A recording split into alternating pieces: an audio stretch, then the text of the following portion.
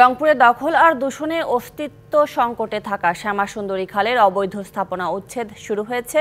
দুপুরে নগরীর ৩টি স্থানে অভিযান চালায় জেলা প্রশাসনের নির্বাহী ম্যাজিস্ট্রেট।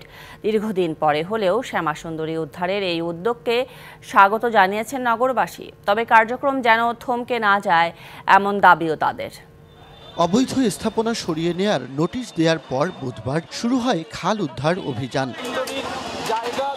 দুপুরে রংপুর জেলা প্রশাসনের নির্বাহী ম্যাজিস্ট্রেট নগরীর কেরামতিয়া এলাকায় অভিযানে নামেন। সঙ্গে ছিল বৈষম্য বিরোধী ছাত্র জনতা। সম্মিলিত কার্যক্রমকে স্বাগত জানায় নগরবাসী।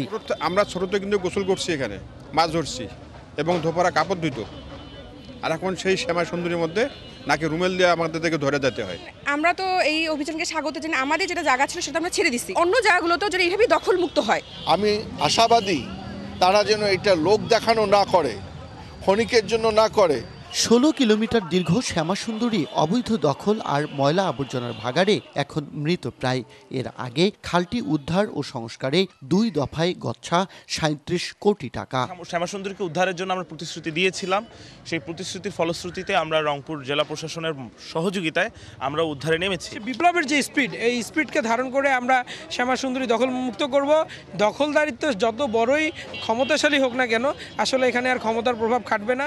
জেলা প্রশাসন বলছে ১১৭ জন দখলদারের ২৫টি নথি প্রস্তুত করা হয়েছে। দখল মুক্ত না হওয়া পর্যন্ত চলবে উচ্ছেদ অভিযান। এ পর্যন্ত ১১৭ জন অবৈধ দখলদারকে চিহ্নিত করা হয়েছে এবং আগামীকাল থেকে প্রতিনিয়ত যে উচ্ছেদ কার্যক্রম এটা চলমান থাকবে। একই সাথে জরিপ কার্যক্রমও চলমান থাকবে এবং খাস খতিয়ানের অধীনে কোনো জায়গায় বিষয়ে যদি কেউ আপত্তি দেয়, সেই আপত্তি আমরা সাথে সাথে রিজেক্ট করে দিচ্ছি। বিপ্লব পরবর্তী এবার শ্যামাসুন্দরীর প্রাণ ফেরাতে পুনর্খননের সাথে দখল মুক্ত হবে এমন আশা নগরবাসীর।